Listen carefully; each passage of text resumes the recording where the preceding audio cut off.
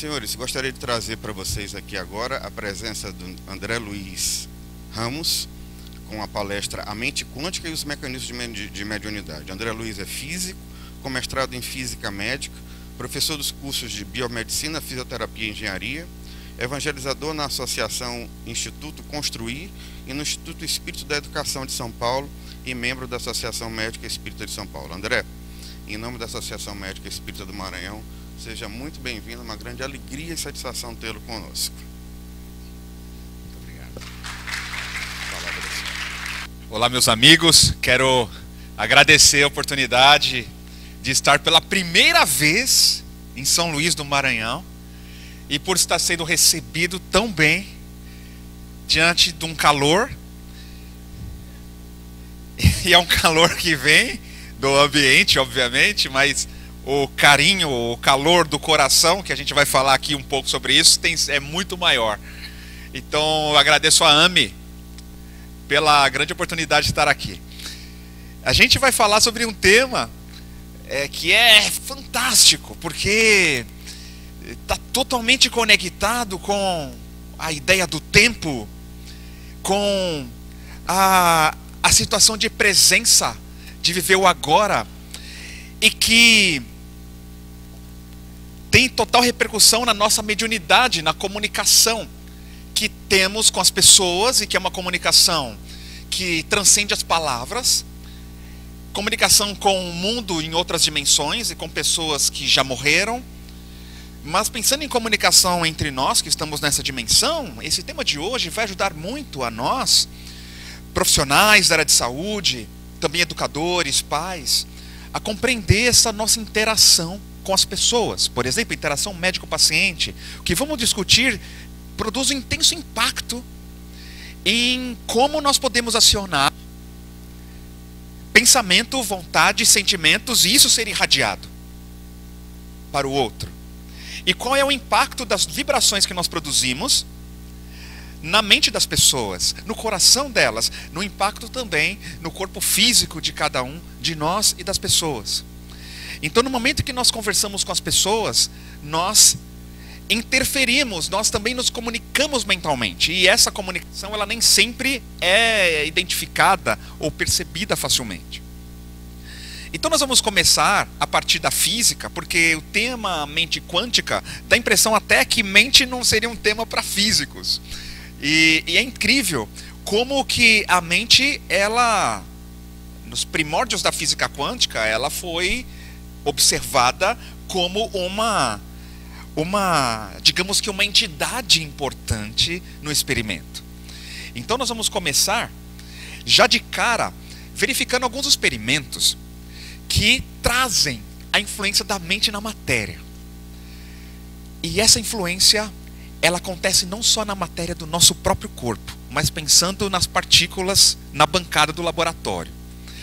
Os pesquisadores, no início dos anos 20, identificando que a luz se comporta como onda e partícula, o professor de Broglie, ele fez uma tese de doutorado dizendo que as partículas também se comportariam como onda. Então se onda de luz se comporta como partícula, por que não dizer que partículas se comportam como onda? E ele construiu as equações disso, defendeu sua tese de doutorado. Então, 7 anos depois da sua publicação, da sua dissertação, da sua tese, foi comprovada a característica ondulatória da partícula. Fizeram um experimento, o experimento conhecido como experimento da dupla fenda, e eles comprovaram que de fato o elétron se comporta como onda. Então, por exemplo, quando pensamos num elétron em alta velocidade, dizemos que o elétron está com uma frequência alta. Em verdade, ele é uma onda de alta frequência. Quando o elétron está devagar, ele assume uma frequência baixa. Então nós estamos falando de energia também, porque se o elétron é onda, então ele não está só aqui, ele está em todo lugar, ele está propagando-se para todo lugar. Então ele pode estar em vários lugares simultaneamente. Assim também os elétrons que formam o nosso corpo, as partículas. Um hormônio que nós pensarmos uma molécula de um hormônio no nosso corpo, ele está ali em algum local, Mas se eu interpretá-lo como onda, esta mesma molécula do hormônio ela está em todo o corpo simultaneamente, como onda. Mas no momento que se liga ao receptor, aí eu vou interpretar como partícula. Naquilo que um neurotransmissor, por exemplo, se liga no receptor, aí eu interpreto como partícula. Mas se eu não estou analisando esta molécula junto ao receptor, ela está em todos os lugares do meu corpo simultaneamente. E isso é muito estranho pensar assim, porque o nosso pensamento é clássico. Então, assumir que a matéria é onda é um primeiro aspecto da mecânica quântica. Foi daí que surgiram todas as tecnologias que estamos usando hoje, como a própria computação e tudo mais. E o experimento que eles fizeram para essa comprovação foi baseado no fenômeno de interferência que acontece com ondas. As ondas de luz, quando passam por duas fendas de espessuras bem pequenas, a onda de luz ela passa pelas duas fendas simultaneamente. Depois que passa, vai haver uma sobreposição. As ondas vão se somar e vão se subtrair. Então vamos ter regiões de alta intensidade e regiões de nenhuma intensidade, e assim formando esse padrão. Muito parecido com o laser, quando você põe uma ponteira e aparece no teto desenhos de estrelas, desenhos variados. E fenômeno de interferência acontece com ondas, como acontecia antigamente na sua TV, quando lá nos anos 80 você tinha aquela TV grandona, uma Telefunken, uma grandona assim, que se liga o liquidificador na cozinha, dá interferência na imagem da sala. Então sempre que tem ondas eletromagnéticas, vai acontecer interferência, é normal. Aí eles fizeram um experimento, vamos ver. Bom, se o elétron é partícula, então se eu fizer o experimento de dupla fenda, o elétron vai passar por uma fenda ou passar pela outra e se acumular em duas regiões definidas. Esta era a ideia, essa era a hipótese, assumindo o elétron ser partícula. No momento que os pesquisadores fazem o experimento com os elétrons e irradiam uma fonte de elétrons, ocorre no anteparo um comportamento ondulatório. Então o elétron é onda. Então o elétron é partícula ou ele é onda? Então a dedução foi que o elétron tem uma dualidade. Essa foi a interpretação. Então o elétron sendo onda, todos os elétrons do nosso corpo também são onda e estão aqui vibrando. E podem estar vibrando também em outro lugar. Mas como os elétrons do seu corpo estarem vibrando em outro lugar fora do seu corpo? Sim, porque é onda. Então é estranho pensar dessa forma, mas é uma realidade quântica que acontece.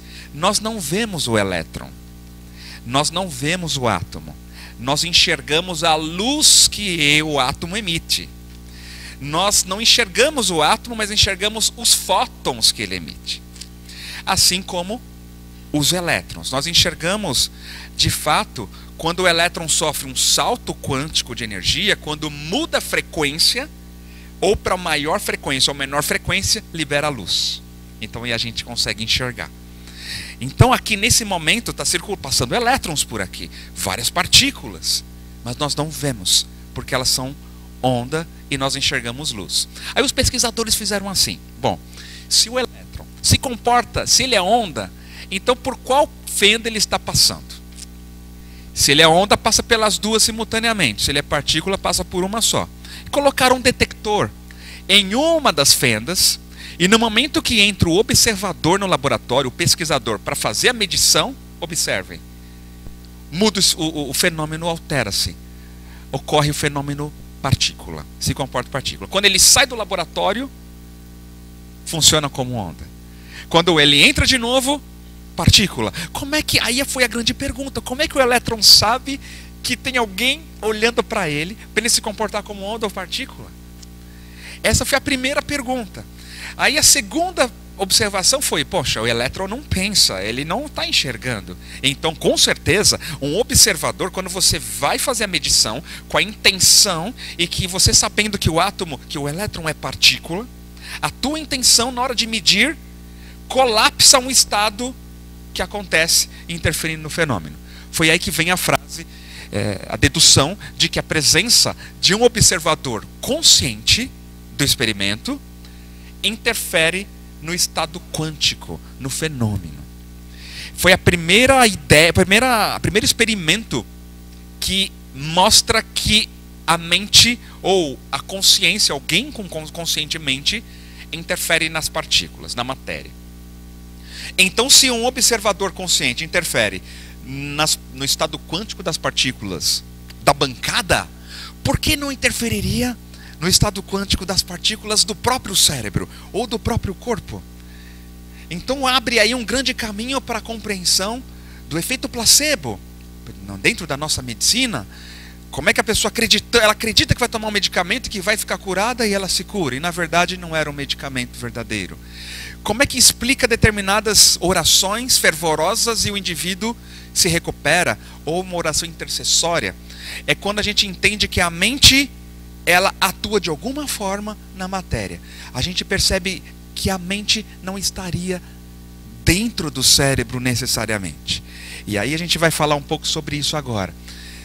Para exemplificar o que seria esse colapso quântico, o que você viu primeiro nessa tela agora? Alguns de vocês viram um índio de perfil, outros viram um esquimó no Polo Norte e de costas. Então você tem o quê? As duas possibilidades. Se isso fosse um átomo, seriam duas possibilidades quânticas. Ou você vai colapsar no estado quântico índio, ou colapsa com a sua mente no estado quântico esquimó. Assim a dualidade onda-partícula. Se você crê que é um índio, você vai ver um índio ali de perfil e pronto.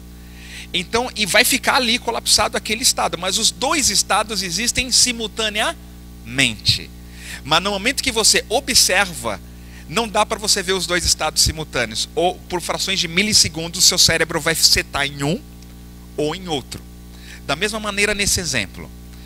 Qual que você prefere ver agora?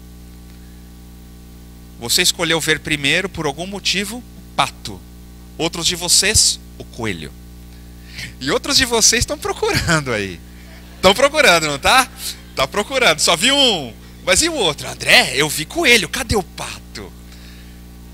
Então, esse é um exemplo de colapso quântico. Que é incrível que na vida acontece isso. Muitas vezes você tem um ponto de vista e é aquilo. A outra pessoa tem um outro ponto de vista e a mente dele enxerga a realidade de uma outra maneira. Mas qual dos dois estariam errado ou certos? Então, nesse caso, você vê, é errado você vê o coelho? O coelho está olhando para esse lado e aqui está a orelha do coelho olhando para cá. E o pato está com o bico para cima, olhando para cima. São exemplos didáticos. Na verdade, é só para a gente poder compreender o quê? O que é um colapso quântico? É quando tua mente influencia. Então, naquilo que eu acredito que o elétron é partícula, eu vou ver o estado partícula. Mas isso ainda é uma interpretação, pessoal. Quando nós vemos os livros de física, terminou aí. Elétron é onda, funciona como onda ou partícula. Ponto. Dualidade. Ponto final, vira a página, outro capítulo. Ninguém fala por quê, como, onde. Não se sabe ainda, não tem uma explicação. Então existem várias linhas de pesquisa tentando descobrir por que isso acontece. A minha interpretação ela é um pouco meio diferente, que na verdade acredito que tudo seja onda. Tudo é onda e partículas ser um estado particular, né, da onda. É um caso particular, mas tudo sendo onda. Então o que a gente entende aqui, a consciência... a consciência nossa, ela é não local, não depende do espaço e do tempo para existir. A mente vai colapsar em um estado e o cérebro em um ou mais estados. Tá? O professor Wigner, Nobel de Física em 63, diz assim, que o cérebro é descrito de maneira ordinária dentro da mecânica quântica. O cérebro é formado por átomos, então dá para eu fazer várias equações sobre o cérebro. Mas a mente não. A mente não estaria sujeita às leis da física. A mente estaria fora do cérebro. A mente seria um campo diferente. A mente é outra coisa que não é matéria. Isso é lindo, pessoal, porque diz que qualquer ato de olhar, observar, determina o colapso quântico. Então, quando você se concentra naquela dor, ou se concentra na doença, você observa, foca a atenção, você potencializa a doença. Se você coloca a sua mente na doença, mas busca a solução, foca na solução, e a tua mente, ela vai gerar colapsos quânticos específicos nas partículas que constituem o cérebro. E o nosso cérebro vai obedecer a isso. O teu cérebro obedece à tua mente. A mente é quem gerencia o cérebro, liberação hormonal e assim por diante. Então essa ideia quântica que o professor Wigner diz é que o cérebro, como por ser formado por partículas, está submetido à tua mente. Emoções, sentimentos, ideias, crenças, tudo isso controla o cérebro, e o cérebro é uma máquina que tem as regiões específicas, as regiões para gerenciar esses campos da mente que nós possuímos. Portanto, a solução está em nós. Essa solução vem da mente, que vai colapsar em vários estados quânticos. Então aí, alegria, tristeza, são tudo estados da mente que irão fazer o seu cérebro se comportar de tal forma, aumentar ou diminuir a liberação de neurotransmissores, hormônios, e então estabelecer o estado de saúde ou doença. Aí o professor Max Planck, olha só, ele que é o pai da física quântica, 44 anos pesquisando o átomo, olha o que ele diz. É lindo o que ele fala. Toda a matéria se origina e existe apenas em virtude de uma força. Uma força. Devemos supor que por trás dessa força exista uma mente consciente e inteligente. Para aí.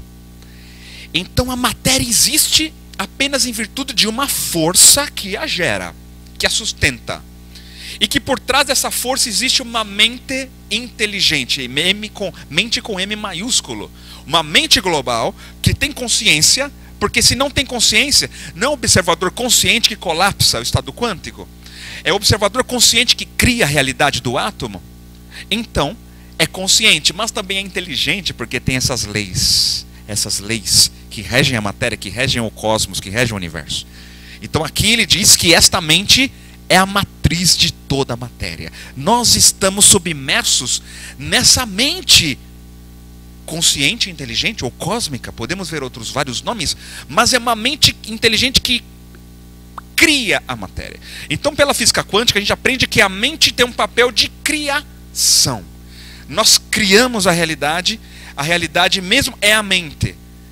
A matéria é só criação mental. E aí todas as diversas situações, aí vieram várias interpretações, como no filme O Segredo, filmes The Hill, ou Quem Somos Nós. Aí eles extrapolaram por uma perspectiva, obviamente, vinculada à prosperidade, saúde, mas também podemos pensar de várias formas. De fato, a mente, ela é uma entidade importante no campo da ciência, no campo da física, porque é ela que gera a matéria. Então nós estudamos na física, assim, digamos na universidade, eu estudei na universidade, na USP, e nós tínhamos uma visão muito mais ortodoxa, não tinha nada disso que eu estou falando nos estudos, ainda não tem nas aulas, porém poderia ter e poderá ter. Porque, aqui estão falando do Max Planck, e outra, são conclusões científicas também filosóficas.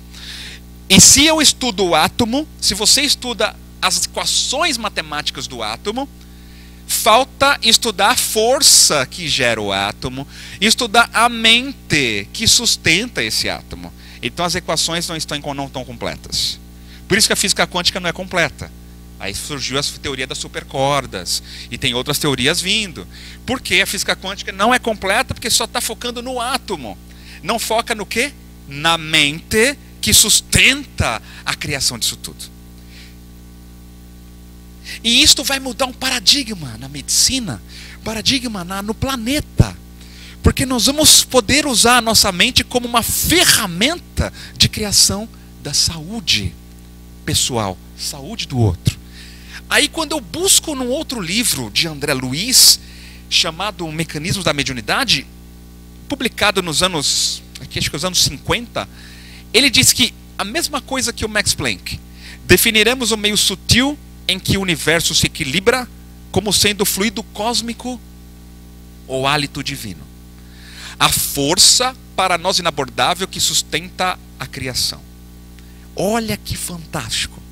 Ele apresenta que existe um fluido universal que sustenta a criação, uma força. Então, anteriormente nós vimos que o Planck disse que toda matéria se origina e existe apenas em virtude de uma força. E aqui ele diz que essa força é o que sustenta a criação. Uma conexão direta do que André Luiz diz com o que a física apresenta com o Planck. A mesma coisa. Nessa perspectiva, aqui estaria essa mente universal, ou mente cósmica, na tela. Representada aí realmente por ausência de cor, porque é outra dimensão, é outra classe de... é outro tipo de energia, outro tipo de existência. Aí existe a consciência não local. Você pode chamar de espírito, consciência não local, ou enfim, alma, que é o que está mergulhado nessa matriz ou nesse fluido universal. Nós, consciência não local que somos, usamos o fluido para criar aquilo que pensamos, aquilo que sentimos, conforme a nossa vontade.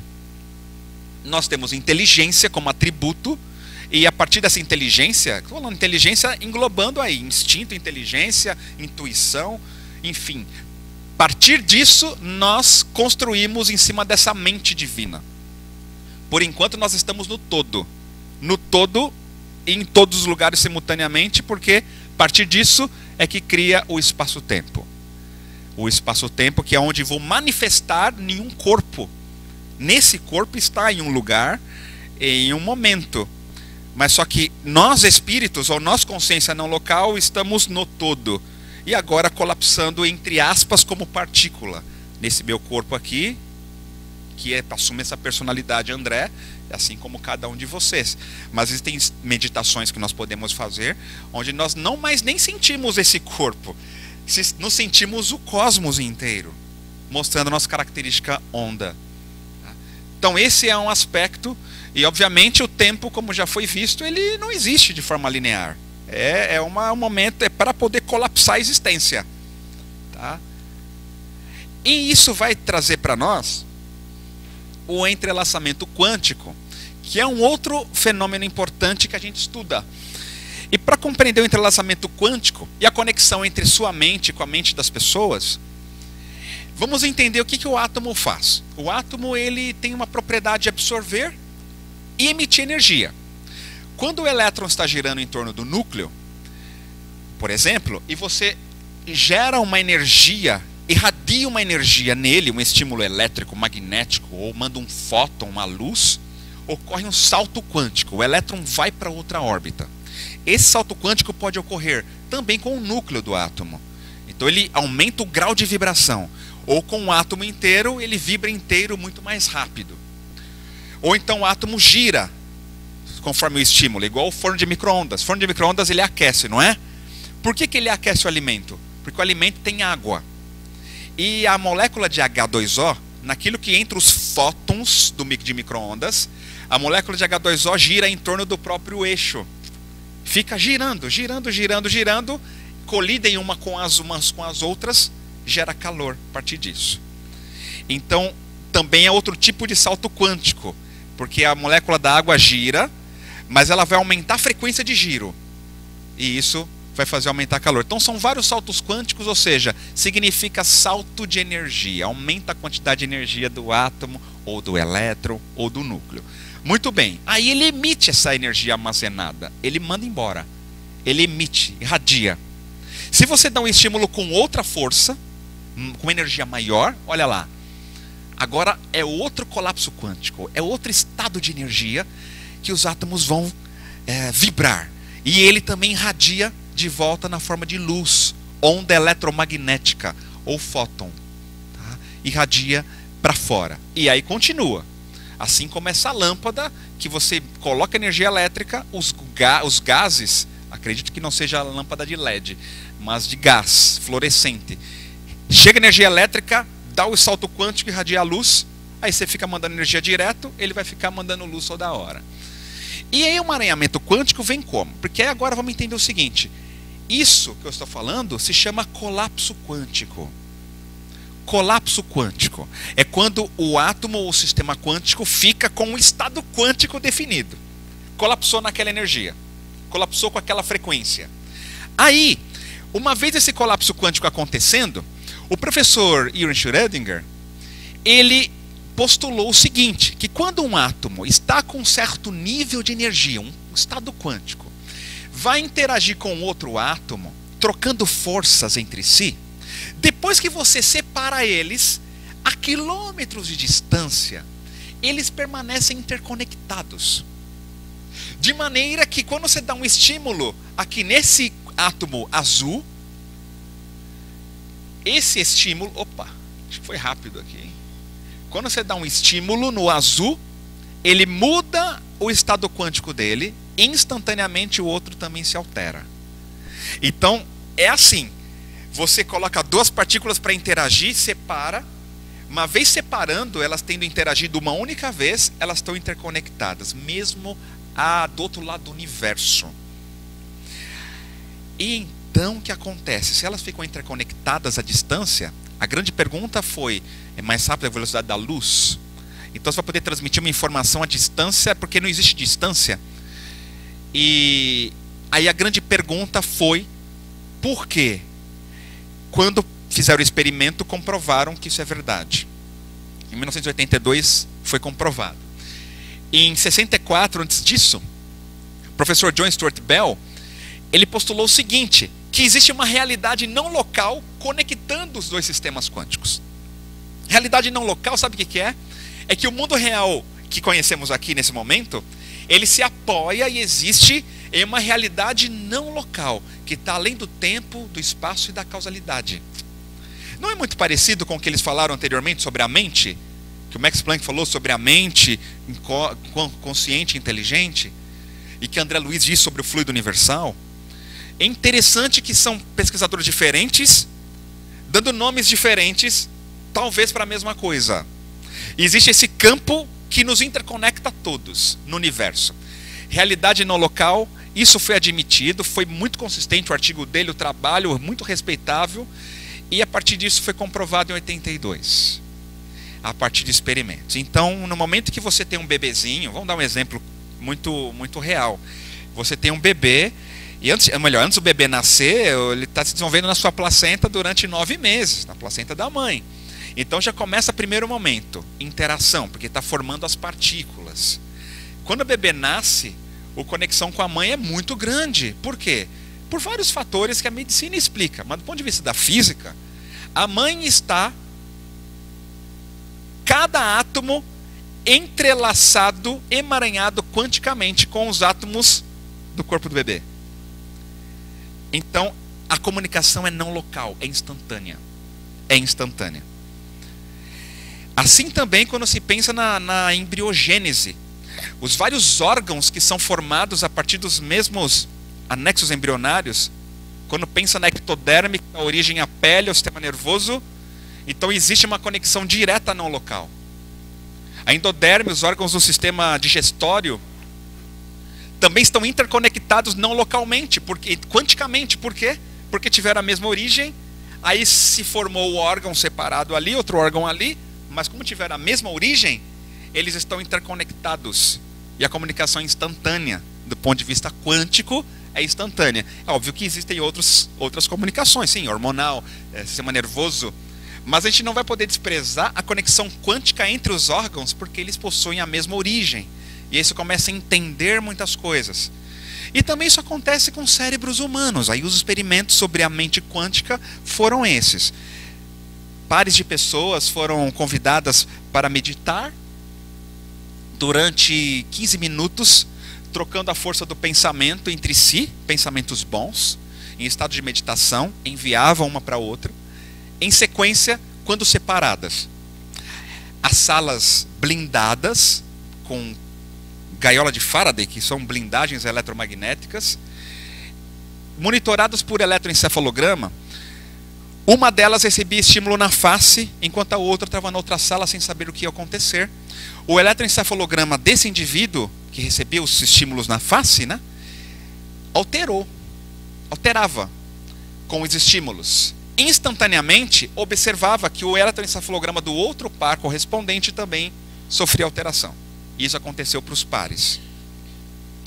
Então, os pesquisadores, eles concluem no experimento que um potencial evocado cerebral foi transferido para o outro à distância. Com toda uma análise estatística dos dados do eletroencéfalo, tudo muito bem consistente, tá? Estatisticamente validado. Então aqui foi uma primeira evidência forte de que potenciais cerebrais podem ser transferidos à distância sem nenhuma força da física conhecida até então. Isso é interessante nós lembrarmos, porque quando você se relaciona com alguém e tem uma troca de energia, tem uma troca de emoções, imagina emoções acaloradas, surge alguma discussão. No momento que você separa, vai para sua casa, a pessoa vai embora. Já aconteceu de você ficar mentalmente discutindo com a pessoa? Quando isso acontece, possivelmente, o seu cérebro ficou quanticamente emaranhado ao cérebro daquele indivíduo. O seu sistema límbico está lá naquelas emoções e o daquela pessoa também. Aí teria que analisar, buscar, pedir a ajuda de um neuro, para a gente poder entender que cada região de um cérebro está conectada à região do cérebro da outra pessoa, conforme o assunto, conforme as emoções que foram desencadeadas. Isso é o ponto de vista quântico da conexão cérebro a cérebro. E a realidade no local mantém a conexão. Dá para cortar essa conexão, pessoal? Sim ou não? Dá para cortar essa conexão? Não dá. Porque a realidade não local não dá para cortar ela. Passar uma tesoura aqui não dá. Agora o que dá é o seguinte: é mudar a qualidade do vínculo que se estabeleceu. Então se a conexão é ódio aqui, ódio ali, raiva aqui, se um dos dois decide pelo amor, pelo perdão, pela reconciliação, e se aplica nisso, ele muda a frequência do cérebro dele em relação àquela pessoa.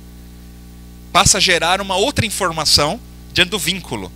Então é interessante quando o próprio Cristo menciona, é muito quântico essa frase, né? Que é reconciliar-se com teus adversários quando estás a caminho com ele.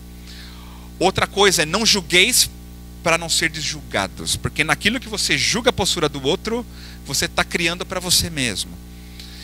E também a importância de fazer oração, porque quando você ora por alguém, ele disse, orai por quem vos perseguem e caluniam, também é importante, porque quando você faz uma oração, você aciona áreas nobres do seu cérebro, que isso também já está comprovado, ou em estado de meditação, e aí ocorre uma alteração da frequência cerebral, e isso gera uma outra qualidade no vínculo também.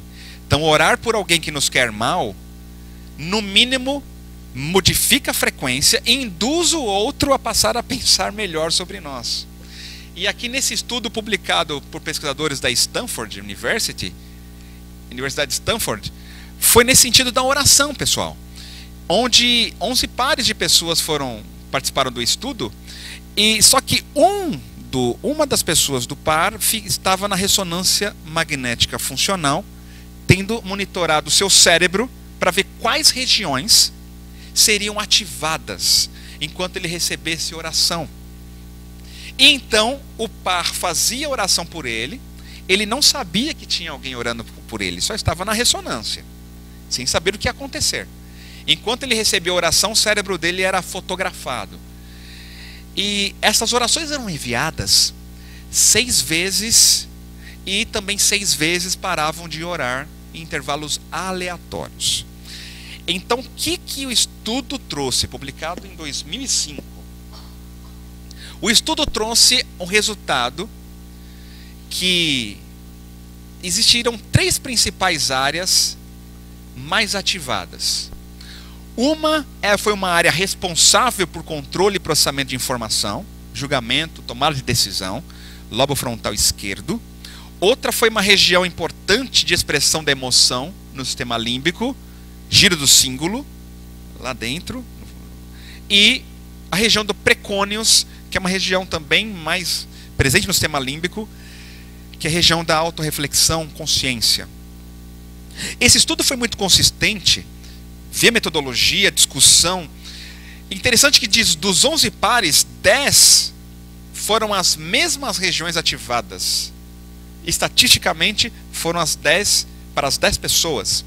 Então, naquilo que você ora por alguém, e essa oração é intenção direcionada para bem, para bem-estar, para saúde, cura da pessoa, regeneração, áreas cerebrais do indivíduo serão ativadas, mais irrigadas do que outras. Então, se nesse instante tiver alguém orando por você, a mesma coisa poderá estar acontecendo. E sem que você tenha noção disso. Que você está sofrendo alterações no seu cérebro, mas não sabe, é porque alguém está orando por você. Isso é muito interessante na interação médico-paciente por causa disso. Naquilo que você cria um vínculo, porque eram pessoas que já possuíam vínculo e proximidade. Quando você constrói um vínculo com seu paciente, de afeto, de confiança, de cumplicidade, o seu pensamento pode ativar regiões do cérebro dele, do paciente. E ele tem outra resposta. Porque naquilo que ele reage à tua confiança, você irradia confiança, coragem, certeza, ele reage, atua no cérebro dele e ele pode promover um outro desfecho para o tratamento, um outro desfecho, um outro término, uma alteração benéfica. Então, nós profissionais de saúde, não podemos esquecer que nós também somos um tipo de medicamento vivo, já que nós interagimos quanticamente com as moléculas do corpo de outra pessoa. Então você, professor, você pai, você mãe, você profissional de saúde, é uma fonte de medicamento se utilizar a mente a serviço do amor, da saúde, de forma consciente e irradiando. E a oração é um mecanismo mais profundo que a gente entendeu até agora como sendo eficaz para isso. Eficaz. E a palavra. Aí as perguntas são estas. O cérebro possui comportamento quântico em nível macroscópico? Uma pergunta, porque até então na faculdade a gente aprende que comportamento quântico é só partícula. Mas aí estamos vendo comportamentos quânticos cérebro-cérebro. Outra possibilidade é o mecanismo de ação da intenção, oração direcionada na saúde. Qual é? Como é que a oração por alguém consegue aumentar a irrigação sanguínea em determinadas regiões do cérebro da outra pessoa que não está sabendo de nada e à distância? É um fenômeno, no mínimo, curioso, no mínimo, importante para ser pesquisado. Então a gente vai buscar o seguinte, até aqui é o que a física traz, até o momento, de forma consistente. Aí nós vamos buscar esse estudo publicado na Neuroendocrinology Letters, que é um estudo sobre a glândula pineal, traduzindo aspectos históricos e culturais da glândula pineal, comparação entre as teorias do espiritismo nos anos 40 e evidência científica corrente. Foi publicado por pesquisadores também da Associação Médico Espírita, tal, e que comparou cada informação sobre a glândula pineal presente nas obras do Chico Xavier, pelo espírito André Luiz, e compararam com as evidências científicas correntes. O que eles descobriram? Que muitos conceitos trazidos pelas obras de André Luiz sobre a glândula pineal, nos anos 40, anteciparam descobertas da ciência em 20 anos. Antecipava. Então, tem vários conceitos trazidos sobre a secreção de melatonina, sobre o papel da pineal como regente do sistema endócrino, e muitas coisas já foram trazidas nessas obras psicografadas e antecediam em pelo menos 20 anos, outros 14 anos, descobertas, publicações científicas. Então, isso causou impacto na comunidade científica da área, porque foi aceito por essa revista europeia, inclusive, está disponível para todos poderem acessar, conhecer. Então, as obras de André Luiz passam a serem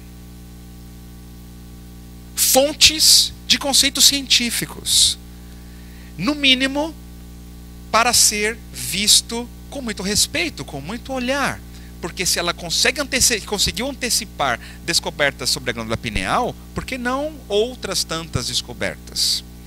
E aí eu fui buscar nessas obras, e aqui glândula pineal, e um aspecto interessante que fala, que poderá conectar com nossas ideias sobre a mente quântica, é que diz que a glândula pineal, ligada à mente, através de princípios eletromagnéticos do campo vital, que a ciência comum ainda não pode identificar.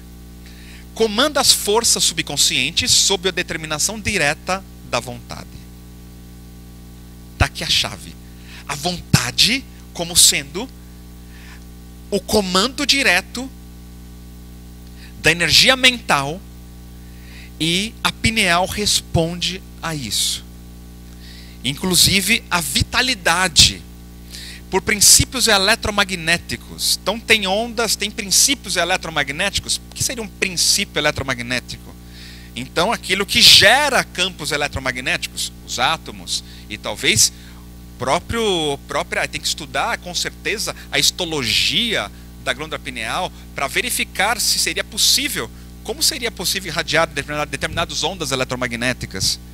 Então aí o que está claro é que a vontade exerce um grande e poderoso papel nisso.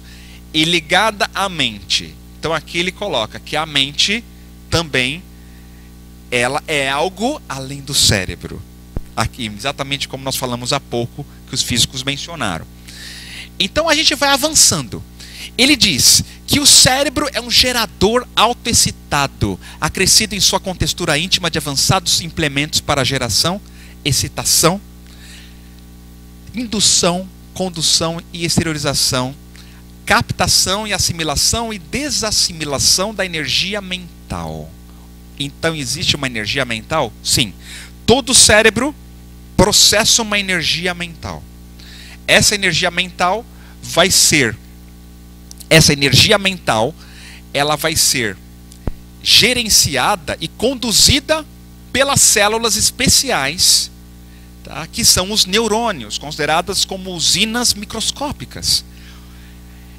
Os neurônios, tá? Ou nesse microcosmo prodigioso, que a matéria mental, ao impulso do espírito, é manipulada e expressa em movimento constante, produzindo correntes que se exteriorizam pelo espaço e pelo tempo. Então, os neurônios são condutores da energia mental. Traz para a eletrônica. Na eletricidade eletrônica, os componentes eletrônicos são condutores da energia elétrica. Os fios conduzem energia elétrica. Os neurônios no corpo, em analogia de circunstância, os neurônios conduzem a energia mental que flui por eles, e isso é comunicado. E é interessante que está me vindo agora essa ideia, não tinha pensado nisso, mas eu preciso estudar melhor sobre a comunicação dos neurotransmissores nas sinapses, porque aquilo é um tipo de tunelamento quântico, que a partícula é transmitida de um dendrito para um outro, de um neurônio para outro neurônio. E ali, nessa fenda sináptica, ocorrem fenômenos quânticos. Preciso estudar melhor isso. Já viu algo sobre isso, Kátia? Vou estudar. Mas, de fato, aí ocorre a transmissão da energia mental, e essa energia mental, ela é conduzida pelos neurônios. A energia mental é constituída por matéria mental.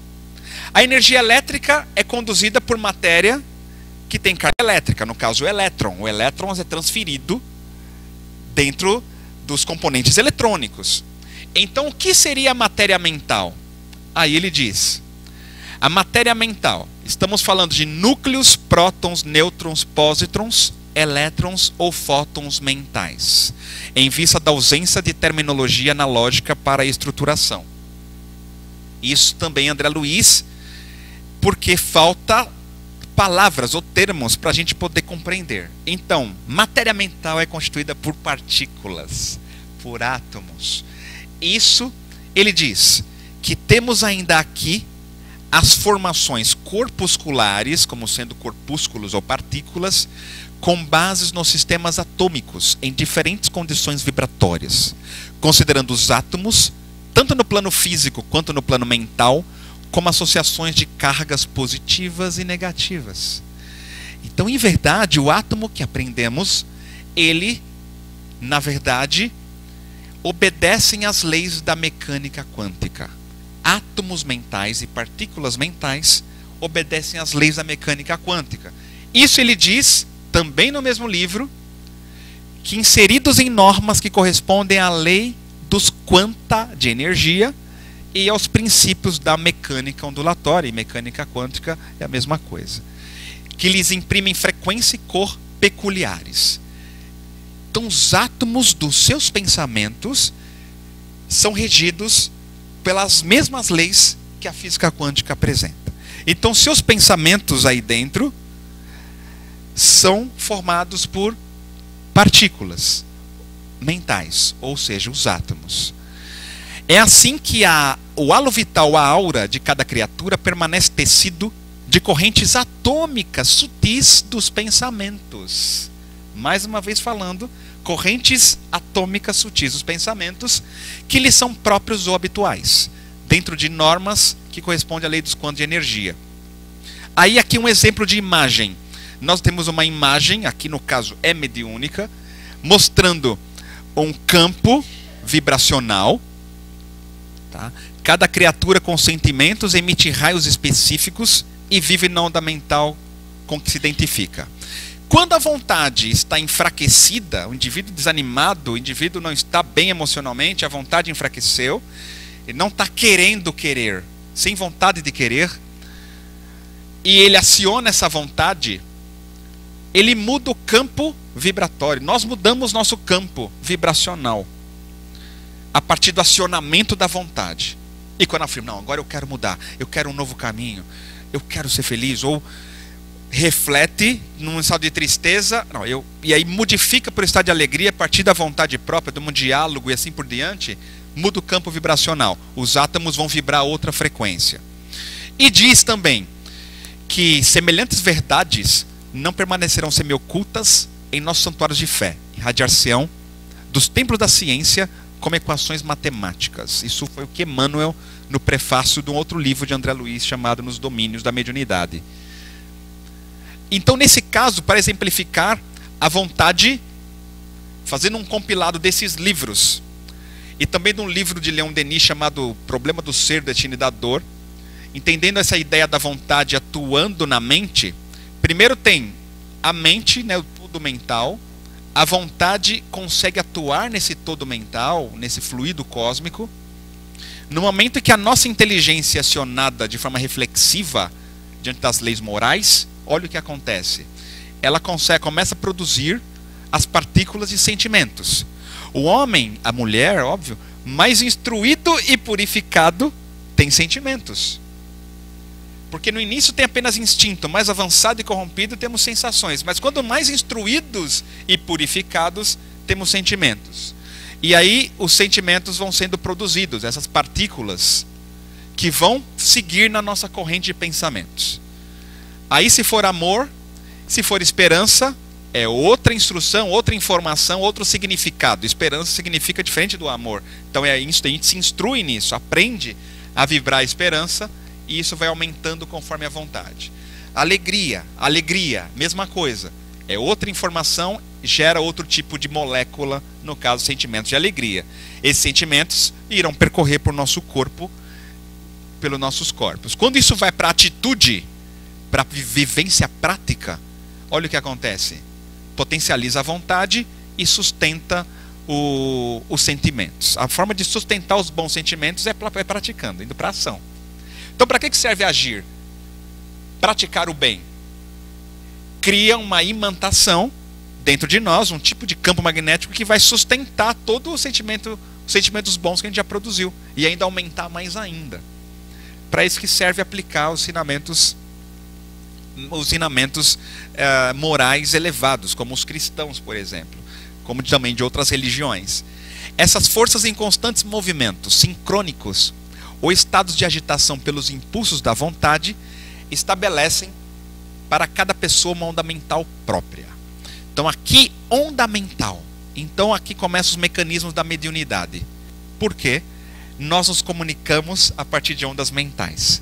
Seja um espírito desencarnado, um espírito, ele se comunica conosco pelas ondas mentais, pelos sentimentos que ele vai irradiar.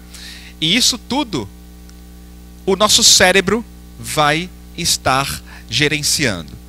Então aqui, para nós vermos como funciona, os átomos mentais, a vontade gera energia, o salto quântico dos átomos mentais. Então, por exemplo, se for gratidão, sentindo gratidão, nós irradiamos do cérebro ondas mentais com a informação da gratidão, como pode ser visto. Da mesma maneira, o cérebro emite para todas as direções e comunica com o outro.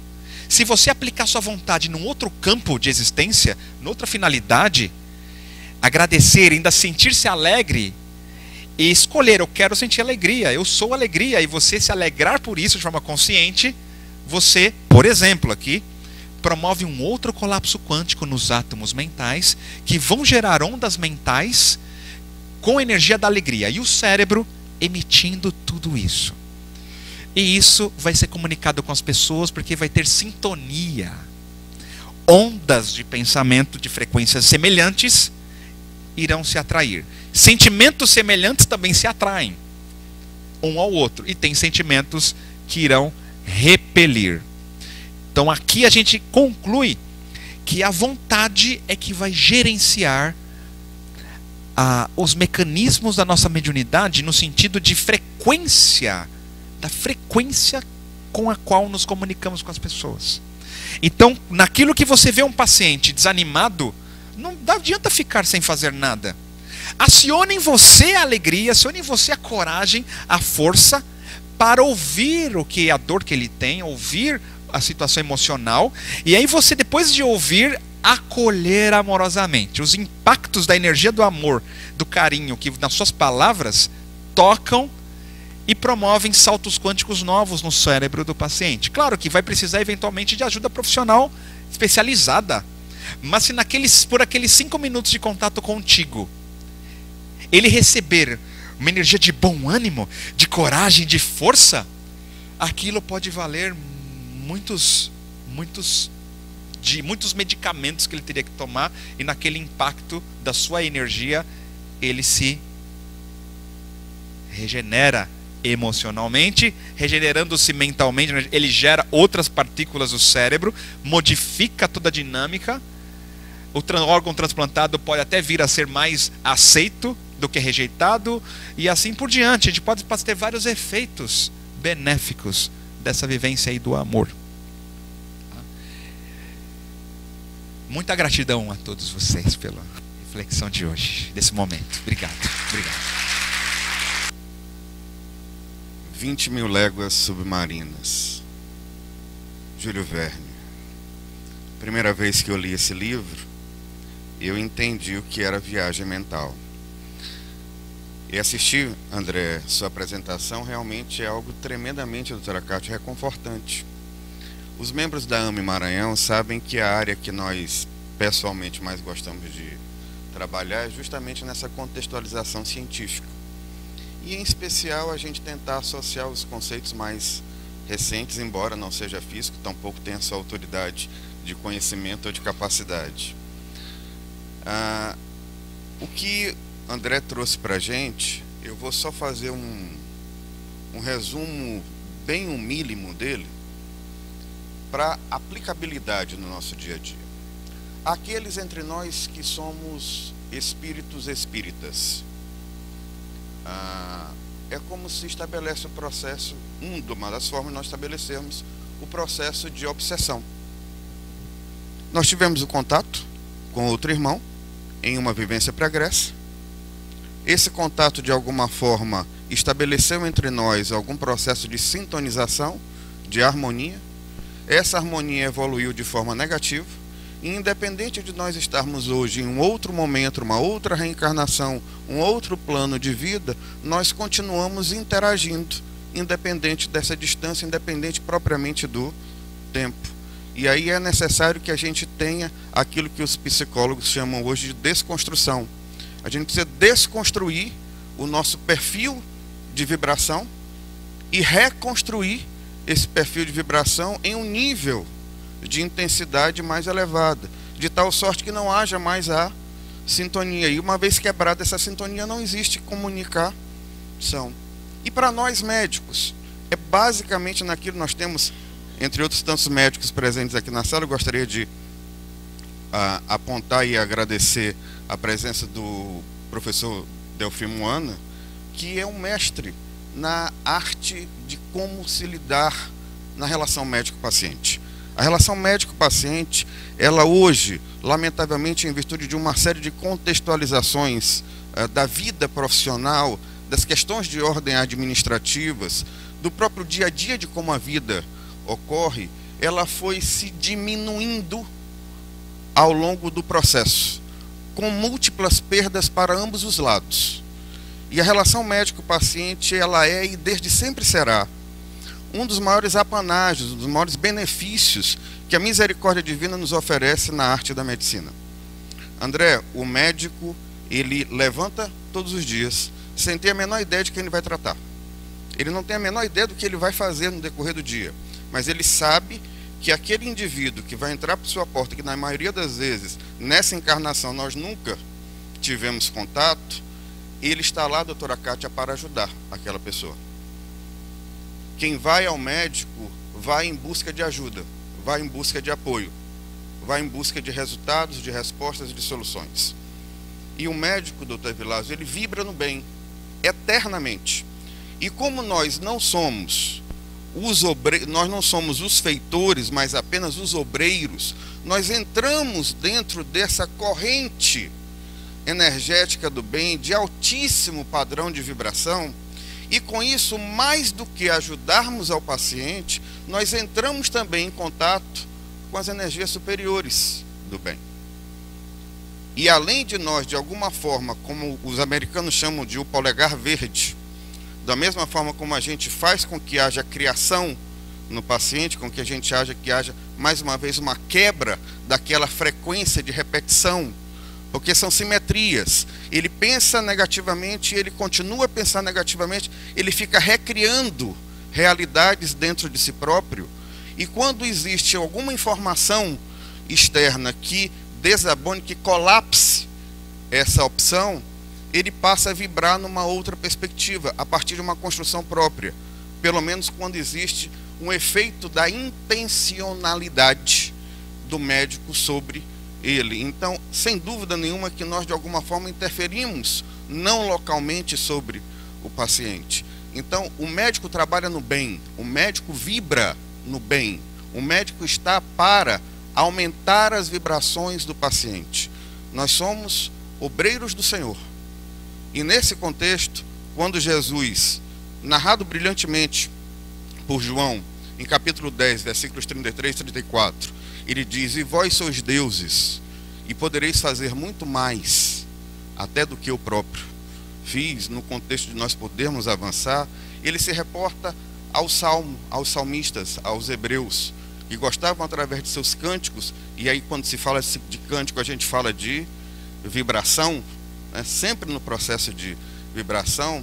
Nos salmos, fale minha memória agora se é o Salmo 82 ou no Salmo 86, já se coloca: vós sois deuses. E isso nos traz o entendimento de Marcos, quando ele diz que não há nada de descoberto que não seja trazido à verdade através da luz. E o que é a luz, senão essa vibração maior do amor do Pai para com todos nós? E eu gostaria de completar dizendo que, mais do que a gente entender esses paradoxos de EPR e compreender que a quântica já aceita a perspectiva de um paradoxo quântico para que a gente tenha pós-quântica e podermos entender todas essas situações que ainda antes não entendíamos, no dia que nós verdadeiramente nos analisarmos profundamente e compreendermos que somos todos filhos de Deus, no contexto de João, quando nos traz, na 1 João capítulo 4, versículo 8, Deus é amor. Quando a gente entrar dentro desse universo e compreender que não somos apenas corpos físicos, mas muito, muito, muito mais que isso, nós somos espíritos vivendo experiências carnais, e que nós estamos inseridos dentro dessa não localidade. Essa não localidade é o amor do Pai, que a todos nos transforma. Meus irmãos, esse primeiro quarto de atividade, nós temos ainda os outros 3 quartos, e já me deixou inebriado e energeticamente a ponto de poder oferecer transmissão de energia. Já estou mandando, já ultrapassou minha capacidade, aqui já é para a gente estar transmitindo, né? A gente já deixou de ser captador, André, aqui a gente já está virando difusor do processo. Agora tem um pequeno intervalo, meu pai chamava de intervalo do arredondamento, depois me questionem a respeito. Um pequeno intervalo de arredondamento para um coffee break lá fora, e às 10h30 nós voltamos para a segunda parte das atividades. Muito obrigado a todos, até agora.